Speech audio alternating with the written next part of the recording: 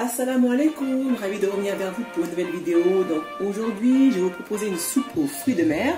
Et pour ce faire, j'ai utilisé 100 g de crevettes, des moules, du calamar, du vermicelle chinois, des légumes variés, donc haricots verts, poivrons, un piment antillais, du laurier, un bouquet garni, du céleri, des carottes, des lentilles, des pommes de terre, du haricot rouge, de l'échalote, de l'ail, un oignon, du sel et du poivre, de l'épice pour tagine et de la minestrone. En fait, c'est un ingrédient qu'on peut rajouter dans la soupe pour relever le goût. Et c'est parti pour la préparation. Pour la préparation donc des légumes, découpez finement les échalotes et le reste des autres légumes, vous pouvez les couper grossièrement. Après avoir donc découpé vos légumes, rincez-les abondamment.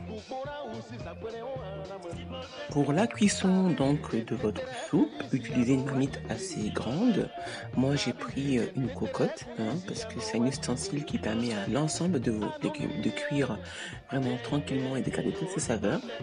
J'ai donc ajouté de l'eau à peu près à la moitié de la marmite et puis ensuite plongez-y l'ensemble de vos légumes. Salez, poivrez, puis recouvrez complètement votre marmite. Laissez à feu moyen pendant 30 minutes. Après donc une demi-heure de cuisson, on va vérifier l'aspect. Vraiment des odeurs, je ne vous raconte même pas. Donc vous allez plonger vos vermicelles, vous pouvez les garder telles quelles ou les découper.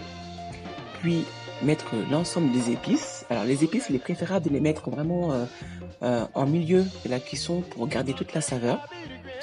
Puis recouvrez environ encore une demi-heure, par contre à feu vraiment le plus doux possible.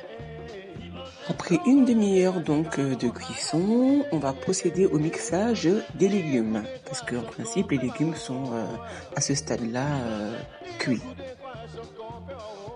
Après avoir bien mixé donc vos légumes, vous allez mettre donc le minestrone en 2 fois.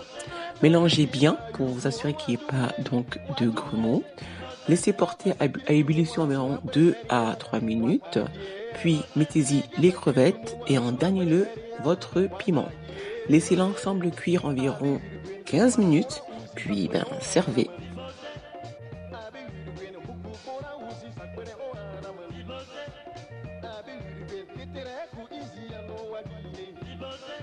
Je vous remercie d'avoir regardé ma vidéo en espérant qu'elle vous a plu. N'hésitez pas à aller dans le descriptif pour voir la liste des ingrédients que j'ai utilisés.